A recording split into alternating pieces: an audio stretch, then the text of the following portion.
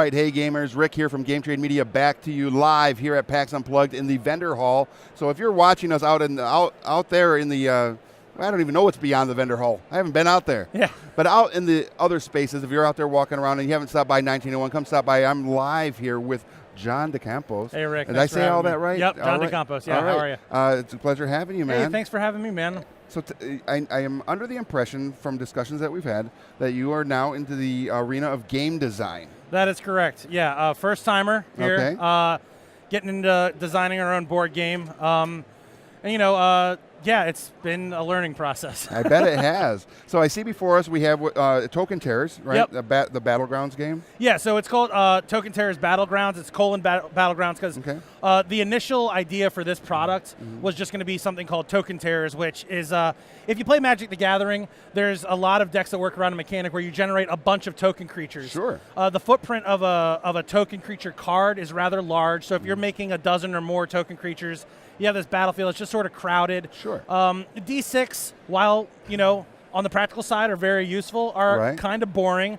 So our solution was, how cool would it be if you could personalize your token generation deck with a bunch of token creatures? Nice. So these are the ones I keep for personal use for my mono red token, my goblin token deck. Okay. So anytime you make a little 1/1 goblin, you make one of these guys. Sure. And then, you know, you can fit roughly 6 of them in the same footprint as a token card. Right. And when they tap, you just turn them to the right. Yeah. And yeah, they're nice and handy. And the other thing about them that we really thought would be valuable is that they have sort of a weighty dice-like feel, right?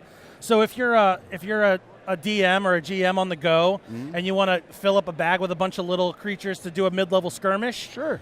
Take some of these guys. They're not going to bend or break. They're nice and durable. Yeah. And then after we worked up that product enough, we were like, okay, well, we're going to do 6 introductory creatures for our first line. Okay. And we sort of went through the process of figuring out how to get prototypes made and stuff. We thought what was that like? Not easy, actually. It took us about 1.5 years to get to the point where we were able to turn over something like this. Okay. So these are SLA printed prototypes, which means a laser fires into a pool of resin liquid, and the thing emerges like T-1000 out of the liquid. Yes.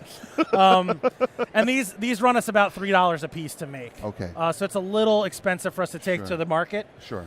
But yeah, we went through probably 1 year of kicking around the design side of things, getting them set up for injection molding so that the design works there. Right. And then we started printing off prototypes because luckily I have a friend who's a machinist and an engineer. Right. So he owns one of those printers and he's able to do short run prototypes for us. Yeah, we got lucky there. Yeah, well, it is sometimes who you know that helps get you through some hurdles in the design process. Yeah. Now, I see that, so you kind of went, like you said, went with this for like Magic as far as creating the tokens that you could produce. But then it went beyond that. Right, exactly. So where is, I see you have a board and some cards here. How did this come to be? Well, I went to my co-creator, Phil Docolo. And is that Phil over there? Yeah, Phil standing over there. Hey, Phil! Everybody's waving at you, Phil. Everybody on camera and everybody watching out there in the universe. Yeah, so I was just like, I want to shake them up in a bag. Sure. I think like a grid, and they should have special abilities, and that's it. Okay. And a week later, he came back with the core rule set. So interesting. Yeah. So basically, the way the game works is you are a warlord, and you control an army of 10 token creatures, with the only limitation on what you select being that you can only have 6 of one kind. Okay.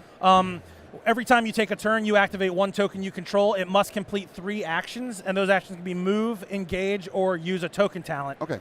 Token talents are listed on these handy little token talent cards. I'll show the zombie to Leona. And each creature has 2 specialized abilities that you spend this quantity, the token talent points, to use. And basically by judiciously maneuvering your tokens around the board, keeping them grouped because they get stronger by being together with things of the same kind. So like this is a threat level 1. If he moves over here, he now becomes a 2, and this is a 3, and this is a 2. Wow, okay. So you move them around, and you control your squad in such a way that you just eliminate the opponent. And the first one to kill everything else on the other side wins the game. I love it. Yeah. And as far as like ease of access, ease of entry into a game, this looks like it's something you could put in the side pouch of your backpack. And if you're like at what is it, our house down in Baltimore. Sure. That's where people hang out. I heard. So I'm actually glad you brought that up because I just wanted to show you something. So this is 2 armies right here in my hands. Okay, this bag fits in this bag. The rest of the game is a 3.5 by 3.5 inch footprint. It's the size of a coaster. Yeah. So you eliminate the box and you have a game that's mobile and ready to roll. And what's really kind of great about it is that because it sort of meets at the cross section of Magic the Gathering and chess. And once you know the basic rules, it rounds out about 20 minutes. Nice. If you're at a tournament playing some Magic or any game for that matter, and you have a little bit of downtime between bracket changeovers, sure. Boom, you're ready to roll. Very cool. Thanks, man. I love it. It looks great. Now you talked a little bit about going through the process of the molding and getting the actual tokens created. That took a while to get all the processes out. About a year to just turn around all the design work for the tokens themselves. Sure. And so, what have been some of the other things as a new game designer with you and Phil, talking about when you are doing a game like this in your first game, what have been those hurdles that you may have seen, and that people out there that might want to get into game design, that maybe through your experience you can give some knowledge to them, say, hey, if you come across this is the things that we saw, this is how you can avoid that. Yeah, honestly, just doing a lot of research on the development side of bringing something to market is really where my head has been at. We got lucky early on because as a Magic player, my head was never even into us making a freestanding board game for this until much later. Okay. We were just trying to think of a way for us to have a multi-pronged marketing, to come at the audience and just be like, look, this can do a lot of different stuff, right? Being an illustrator myself, we were able to, I think, meet one of the largest hurdles that a lot of game makers run into, which is paying for art. Yes. So in Baltimore, there is just a hotbed of creative people, and I've been working with a lot of them on other various projects. So we have a team member named Shannon Light Hadley who does all of our layout work and does a little bit of the graphic design lifting and stuff. Her and I were able to bang out all of the visual stuff for this, which, I've seen a lot of other game developers, and I feel bad for them because I know they just have to come out of pocket for a lot on the art side of things. Right. If you're able to bring an illustrator or a designer on that believes in your product and it'll work for cheap or free, that'd probably be a big help. That does help. Other than that, it's really been a lot about the playtesting phase of the game.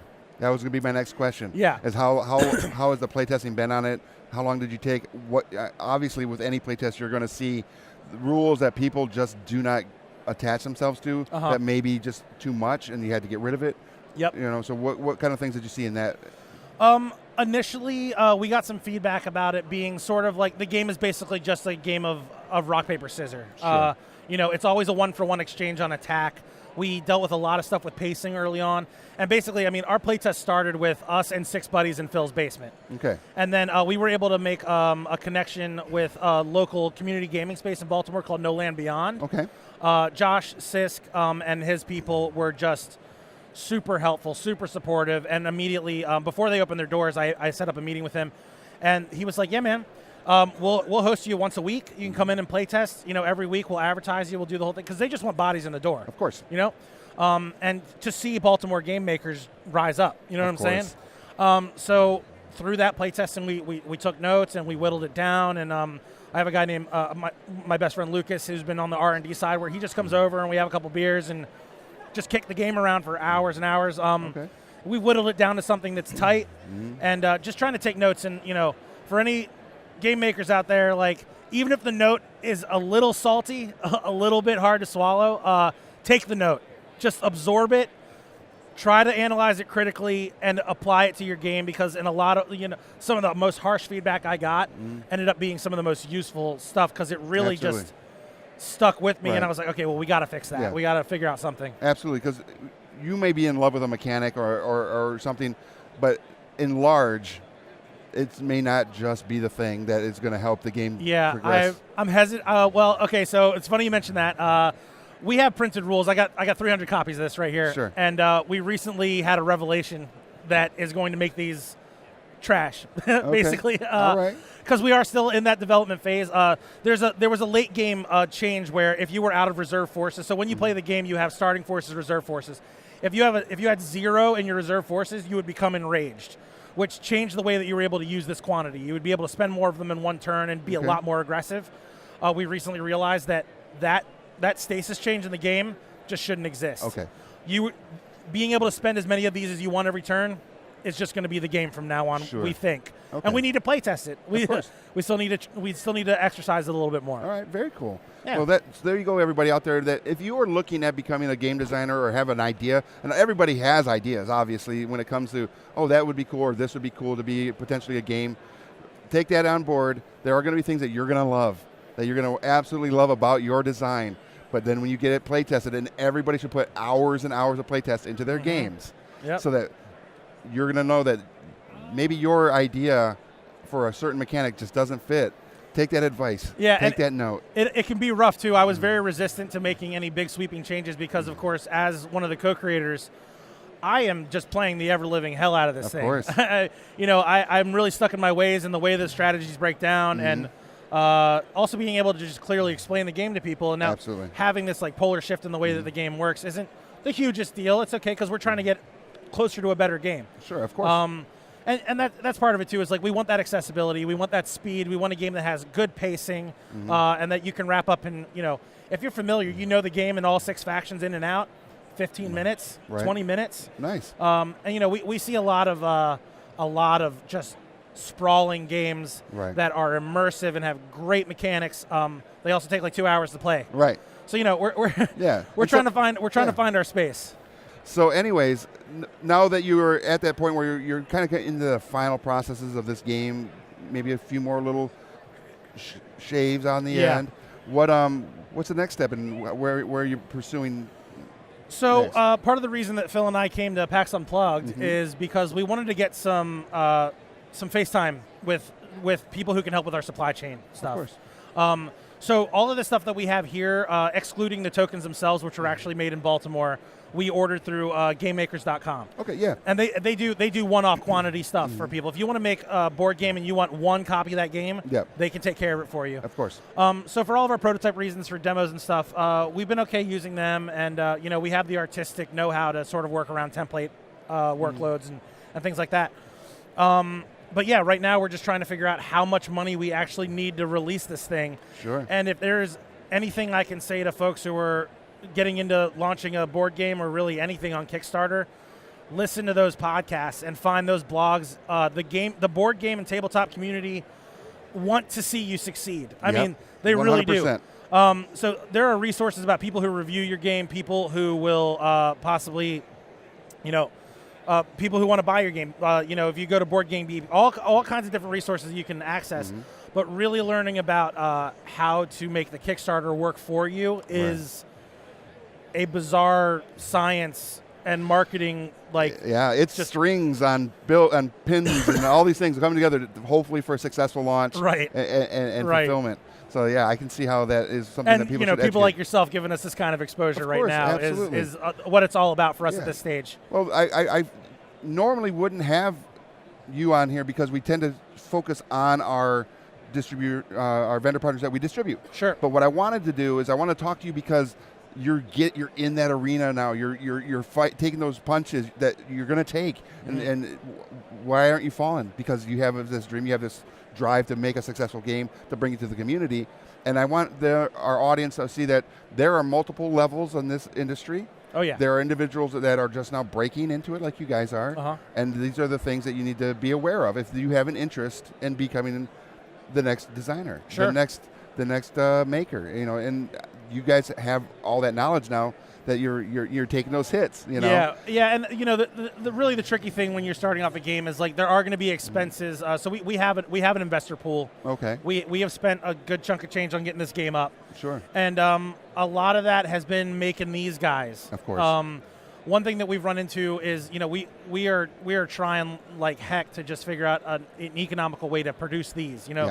Getting into manufacturing, getting into the toy business, it ain't easy, man. It ain't easy. No, it is not. So we're still trying to figure that out, and luckily we have avenues like Kickstarter and here, and all the way we're trying to spread on social media to just make people aware of our product. And then of course later on, once it's all said and done and you're ready for it, you get into the distribution and into the retail store. Oh yeah. And that's, I'm guessing, a little bit further down the road, but it's coming soon. Sure. Yeah. We're very close. I think that some of the connections we made here this weekend are going to help us get closer to the Kickstarter. Absolutely.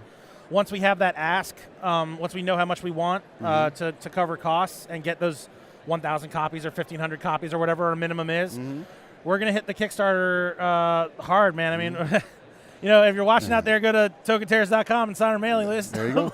Yeah, make sure you guys are following them so that you can watch that, because if they're very successful on Kickstarter with their product, there's a good chance that a distributor will pick you up. Oh yeah. And put you into the retail chains out there. Yeah, that's what we're hoping. And that is the goal. And yeah, right? and you know, Game Trade, GTM, you guys have been very helpful in helping us bring this product to life, and well, we appreciate it. It's what I'm here to help. Yeah. Thanks, rising waters raise all ships, right? Yeah, man. All right, so very cool. Again, go to tokenterrors.com. Tokenterrors.com, right here. And check it out. But also, I mean, you have an art page too, don't you? Yeah, so like I said before, I'm an illustrator at ghostbatart.com. For any game developers out there, you know, hit me up if you want some artwork. Check out this box. It's pretty, right? It is pretty. It is pretty. All right, everybody. So, again, thank you, Jen, for coming by and spending some time with us. Absolutely. And when we get back to Baltimore, we should hook up and do some other stuff. Oh, yeah, please. That'd be great. I'm Rick. This is Game Trade Media coming to you live from PAX Unplugged, and we'll be back tomorrow. Stay tuned.